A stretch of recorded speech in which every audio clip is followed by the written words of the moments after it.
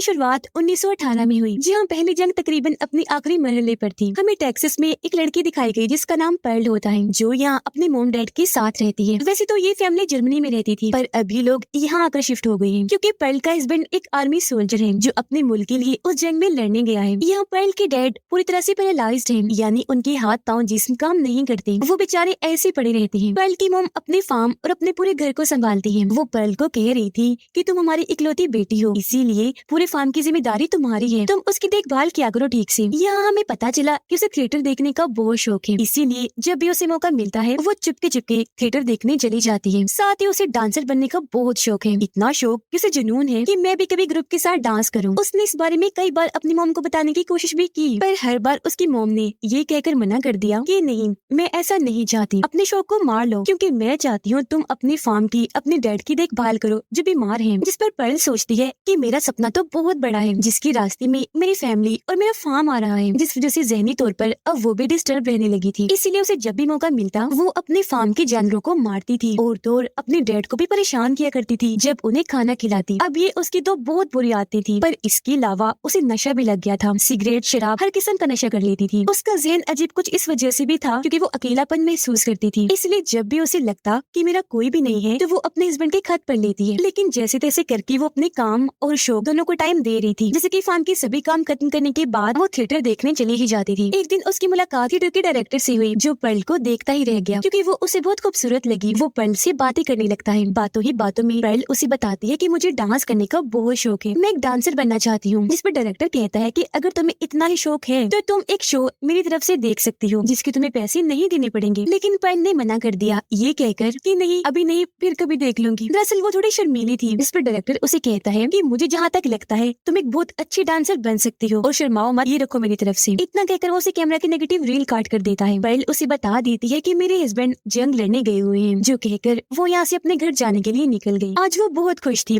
इसीलिए अपने खेतों में जाकर वहाँ ऊपर लगे स्केरक्रो के पास चली जाती है। स्केरक्रो दरअसल खेतों में खड़ा किया गया इंसान जैसा पुतला होता है, जिसे परिंदों से फसलों को बचाने के लिए खेतों में खड़ा किया जाता है। वो स्केरक्रो के पास जाकर उसके साथ डांस करने लगी, पर जब उसे ये जगह छोटी लगी और मजा नहीं आया डांस करने का, तो वो स्केरक्रो को नीचे उतार कर ही उसके साथ डांस करने लगी। डांस को वो ऐसे महसूस करती है जैसे सच में एक इंसान के साथ कर रही है, इसीलिए पूरी तरह उसमें खो गई। बिल्कुल ऐसी डांस कर रही थी जैसे एक कपल करता है। तभी अचानक उसे स्केरक्रो में डायरेक्टर का चेहरा दिखने लगा, जिस वजह से पहले तो एक बार वो चौंक गई, लेकिन फिर दोबारा डांस करके उसे महसूस करने लगी। उसकी हालत देखकर हम साफ साफ समझ पाते हैं कि पर्ल का ज़हनी तवाज़ुन अब और खराब हो रहा है, क्योंकि उसका ये जुनून बुरी तरह उसके सर पर सवार हो गया है। थोड़ी देर और डांस करने के बाद वो अपने घर आ गई, पर आज क्योंकि वो आने में लेट हो गई थी, इसलिए उसकी मोम को बहुत गुस्सा था। वो पर्ल को काफी बातें सुनाती है। रात को जब ये लोग खाना खा रही थी तो पर्ल की मोम पूछने लगी कि मैंने जो पैसे तुम्हें दिए थे उसमें से 8 सिक्के कम हैं, बताओ वो कहाँ खर्च किए तुमने, मुझे इसका हिसाब चाहिए। लेकिन वो कोई जवाब नहीं देती, मजे से खाना खाती ही जाती है। उसकी मोम को ये चीज बुरी लगी, इसीलिए वो पर्ल के सामने पड़ी प्लेट खींचकर कहती है कि तुम्हें समझ नहीं आ रही, मैं तुमसे कुछ पूछ रही हूँ, उन पैसों का हिसाब दो वरना आज तुम्हें खाना नहीं मिलेगा। लेकिन वो फिर भी कोई जवाब नहीं देती और खुद ही गुस्से में उठकर खाना छोड़कर चली जाती है, क्योंकि वो पैसे आज उसने थिएटर में लगा दिए थे। आज उसका पसंदीदा शो था जिसमें उसका सबसे पसंदीदा डांस दिखाया गया था। अगले दिन यहाँ पर्ल के हस्बैंड की बहन आई, जो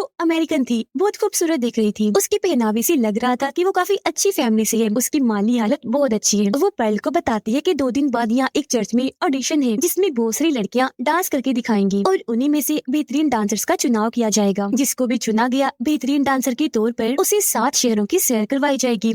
इसके अलावा और भी बहुत कुछ है। ये सुनकर पर्ल की आंखें खुली की खुली रह गयी, क्योंकि उसका भी दिल करने लगा कि मैं भी उस ऑडिशन में जाऊं, डांस करके दिखाऊं, ताकि चुने जाने पर एक अच्छी डांसर बन जाऊं, जो हमेशा से मैं चाहती हूँ, मेरा सपना है।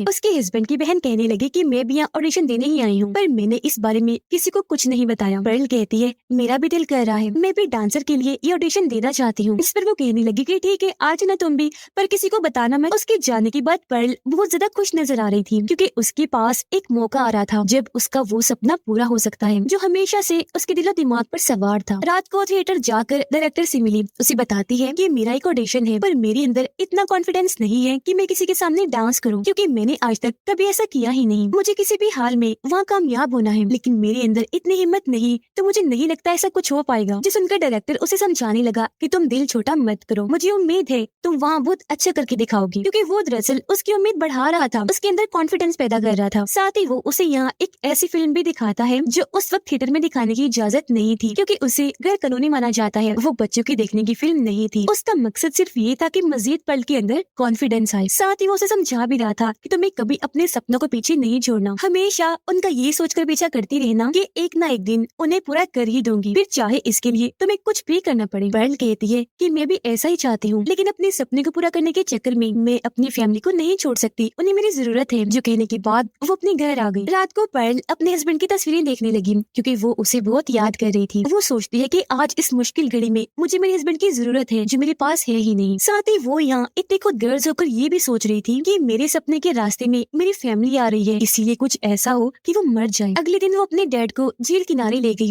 जिसमें मगरमच्छ भी था। जिस लकड़ी पर वो अपने डैड को लेकर खड़ी थी, व्हील चेयर को वो उसके किनारे पर ले आती है। उसे देखने से लग रहा था कि वो अपने डैड को झील में फेंक देगी, उन्हें मगरमच्छ खा जाएगा और इस तरह वो अपने डैड को मार देगी। लेकिन ठीक वक्त पर उसकी मॉम यहाँ आ गई, क्योंकि उन्हें शुरू से ही पर्ल पर भरोसा नहीं था। वो जानती थी कि हमारी बेटी थोड़ी सी साइको पागल सी है, जो कुछ भी अजीब कर सकती है, तो वो हमेशा उस पर नजर रखती थी। अब वो पर्ल को कहती है कि चलो यहाँ से जल्दी और अपने डैड को फौरन घर लेकर जाओ, जिस पर उसने ऐसे ही किया। अपने डैड को वो घर ले आई। रात को जब ये लोग खाना खा रही थी तो पर्ल की मॉम उसे कहती है कि मुझे तुम्हारे कमरे से फिल्म का पोस्टर मिला है, मैं जानती हूँ कि तुम छुप छुप कर थिएटर जाती हो, पर याद रखो अब से ऐसा नहीं होना चाहिए, तुम कहीं नहीं जाओगे थिएटर देखने। असल में ये वो वक्त था जब थिएटर जाना, डांस करना और डांस देखना बहुत गलत माना जाता था। पर्ल ने समझाती है, मॉम आप ऐसा कैसे कर सकती हैं, मेरी तरफ तो देखिए, ये मेरा सपना है, आप क्यों रुकावट बन रही है इसमें। कल चर्च में ऑडिशन है, मैं वहाँ जाऊंगी, उसमें हिस्सा लेना चाहती हूँ, मैं आपसे वादा करती हूँ अगर वहाँ कल मैं ना चुनी गई तो कभी डांस का नाम तक नहीं लूंगी। पर उसकी मोम ने फिर भी मना कर दिया कि नहीं, तुम कहीं नहीं जाओगी। जिस बात को लेकर उसकी अपनी मोम से बहस हो गई। मोम बात न मानने पर पर्ल को बहुत डांट रही थी, उसे थप्पड़ भी लगा देती है और तभी उनकी हाथापाई शुरू हो जाती है। इस हाथापाई में पर्ल की मोम के कपड़ों में आग लग गई, वो फैलकर उनके सारे कपड़ों में लग गई। ये देख वो खुद भी काफी डर गई और पर्ल भी घबरा गई। उसने जल्दी से गर्म पानी लिया और अपनी मोम की आग बुझा दी, लेकिन तब तक वो काफी जलकर झुलस गई थी। वो जल्दी से मोम को घसीटकर बेसमेंट में ले आई, उन्हें यहाँ बंद करके थिएटर में आ जाती है, जहाँ एक बार फिर उसकी मुलाकात डायरेक्टर से हुई। वो खुद को अकेला महसूस कर रही थी तो उसकी गले से लग जाती है। यह दोनों की काफी बातें हुई, रात वो एक साथ ही गुजारती है। अगली सुबह पर्ल जब अपने घर जाने लगी तो डायरेक्टर उससे कहता है कि रुक जाओ, मैं तुम्हें अपनी गाड़ी से घर तक छोड़ दूंगा। वो मान गई। थोड़ी देर बाद डायरेक्टर के साथ गाड़ी में बैठ अपने घर के लिए निकल गई। रास्ते में उसने एक सोल्जर को देखा। दरअसल अब जंग खत्म हो गई थी तो सभी सोल्जर्स अपने अपने घर जा रहे थे। वो सोचती है कि इसका मतलब मेरा हस्बैंड भी आने वाला है। फिर घर आने के बाद वो डायरेक्टर को भी अंदर बुला लेती है, उसे बताने लगी कि यहाँ मैं अपने डैड के साथ अकेली रहती हूँ। वो यहाँ अपनी मोम के बारे में कुछ नहीं बताती। फिर उसे अपना कमरा और पूरा घर दिखाने के लिए ले गई, जहाँ डायरेक्टर को ये देखकर काफी हैरानी हुई कि घर का सारा सामान इधर उधर बिखरा पड़ा है। साथ ही बेसमेंट से बार बार खटखट की आवाज आ रही थी। तो इसलिए जब डायरेक्टर इस बारे में पर्ल से पूछता है तो वो जवाब देती है कि मैंने अपने डॉग को बेसमेंट में बंद करके रखा हुआ है, क्योंकि उसे बाहर रखती हूँ तो वो बार बार भाग जाता है।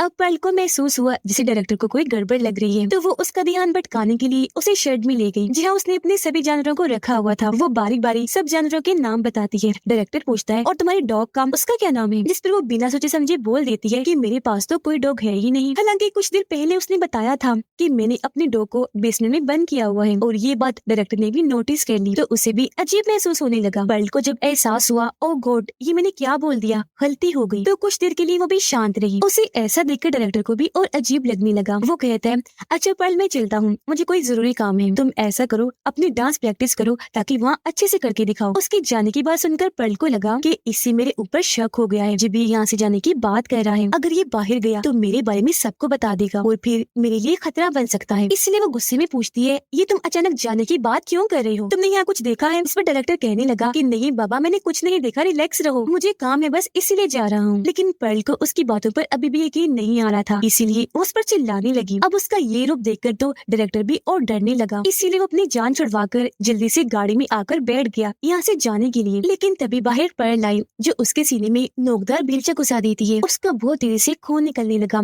इतनी हालत खराब हो गई कि वहीं उसकी मौत हो जाती है। पर्ल ने ऐसा इसलिए किया ताकि वो बाहर जाकर उसकी असलियत किसी को ना बताए। हालांकि डायरेक्टर को बस अजीब लगा था, उस पर ज्यादा शक नहीं हुआ था, और फिर उसे जमीन पर लिटाकर बेलचे से उसका सर ही उड़ा देती है। इसके बाद वो गई बेसमेंट बेसमेंट में चाकू से हमला करके अपनी मोम को भी मार देती है, क्योंकि वो बेचारी तो पहले ही जख्मी थी और उसे ऐसे करते हुए देखकर उसकी डैड बहुत दुखी हो रही थी, क्योंकि वो इतनी पागल हो गई थी कि उसे बस अपना ऑडिशन नजर आ रहा था। उसकी जिंदगी में कौन कौन है और उनके साथ वो क्या क्या कर रही है, इस बात की उसे कोई परवाह नहीं थी। ऑडिशन के लिए वो अच्छे से कपड़े पहनकर तैयार होकर जाने लगी, पर जाने से पहले उसकी नजर अपने डैड पर पड़ गई। उसे लगा कहीं ये मेरी राह में रुकावट न बन जाए, तो उन्हें भी वो बड़ी बेरहमी से मार डालती है। फिर वो डायरेक्टर और उसकी गाड़ी को जेल के पास लेकर आई, धक्का देकर उसकी गाड़ी समेती नदी में फेंक देती है। फिर वो अपनी साइकिल के जरिए चर्च गई, जहाँ ऑडिशन के लिए और भी कई सारी लड़कियां आई हुई थी। यहाँ उसे अपने हस्बैंड की बहन भी मिल गई, जो पर्ल को बताती है कि ऐसा सुनने में आया है जैसे एक शहर से एक ही लड़की को चुना जाएगा, जिसके बाद बारी बारी सब लड़कियां डांस करके दिखाती हैं। पर्ल की जब बारी आई तो वो बहुत खुश होकर डांस कर रही थी, लेकिन उसकी परफॉर्मेंस जजेस में से किसी को भी पसंद नहीं आती, क्योंकि जजेस को उसके डांस करने के साथ साथ उसका लुक भी पसंद नहीं आ रहा था। उन्हें एक ऐसी लड़की की तलाश थी जो दिखने में अमेरिकन लगे, यानी उसके बुरे बुरे बाल हों। इसीलिए वो उसे मना करके जाने को कहती है कि तुम नहीं चुनी गई। हालांकि पर्ल उनके सामने काफी मिन्नतें करती है, रोती है कि प्लीज मुझे मत निकालो, मैंने इस दिन के लिए बहुत इंतजार किया, ये मेरा सपना है। पर उसकी बात सुने बगैर जबरदस्ती उसे निकाल दिया जाता है। बाहर आकर वो फूट फूट कर रोने लगी। तभी उसके हस्बैंड की बहन आकर कहती है उठो पर्ल, चलो घर चलते हैं। जिसके बाद वो दोनों घर आ गए। घर आकर भी वो बहुत दुखी नजर आ रही थी, क्योंकि कहीं ना कहीं उसे अपनी गलती का एहसास हो रहा था कि जिस ऑडिशन के लिए मैंने आज 3-3 लोगों का खून कर दिया, मुझे वहाँ पर चुना भी नहीं गया और बेइज्जती करके निकाल दिया। उसके हस्बैंड की बहन कहने लगी पर्ल, संभालो खुद को, मुझे अपनी दोस्ती समझो, मैं तुम्हें यहाँ संभालने तसल्ली देने आई हूँ। जो कहकर वो उससे बातें करने लगी। बातों ही बातों में वो कह देती है कि अगर तुम मुझसे अपने दिल की कोई बात करना चाहती हो जिसका बोझ तुम्हारे दिल में है, तो तुम कर सकती हो। पर्ल कहती है कि अब मुझे अपने हस्बैंड के वापस लौटने का कोई इंतजार नहीं है, अगर वो जंग में शहीद भी हो जाए तो मुझे कोई फर्क नहीं पड़ता। जो सुनकर वो काफी हैरान रह गई। यहाँ पर्ल ये सच भी बता देती है कि आज मैंने किस तरह अपने ही घर में 3-3 लोगों का खून कर दिया है। मैं बहुत दुखी भी हूँ। मैंने ये नहीं सोचा कि जिनको मैं मार रही हूँ उनसे मेरा क्या रिश्ता है। मैंने अपनी फैमिली, दोस्त जैसे साथी को भी नहीं छोड़ा। जो सुनकर उसके हस्बैंड की बहन बहुत ज्यादा परेशान हो गई। साथ ही पर्ल से अब उसे डर भी लग रहा था, लेकिन वो समझदार थी। यहाँ वो अपने डर को अपने चेहरे पर आने नहीं देती, क्योंकि वो जान चुकी थी कि पर्ल एक साइको पागल है। अगर इसे मुझ पर भी शक हुआ तो मेरे साथ भी कुछ गलत कर देगी, क्योंकि पागलपन में आकर उसने 3-3 लोगों को मार दिया। वो पर्ल के सामने नॉर्मल रहने की कोशिश करती है, बार बार तसल्ली देती रहती है। पर्ल कहती है कि मैं जानती हूँ ऑडिशन में तुम चुनी गई हो, क्योंकि जजेस को अमेरिकन जैसी दिखने वाली लड़की चाहिए थी, जिसके बुरे बुरे बाल हो, बिल्कुल तुम्हारी तरह, जो कि तुम ही हो। दरअसल अब तक उसने पर्ल को बताया भी नहीं था कि मेरा चुनाव हो गया है या नहीं। तो अब जबकि पर्ल को पता चल गया था तो वो काफी डर गई और इस बात को कबूल कर लेती है कि हाँ पर्ल, तुम बिल्कुल ठीक कह रही हो, मेरा चुनाव हो गया है।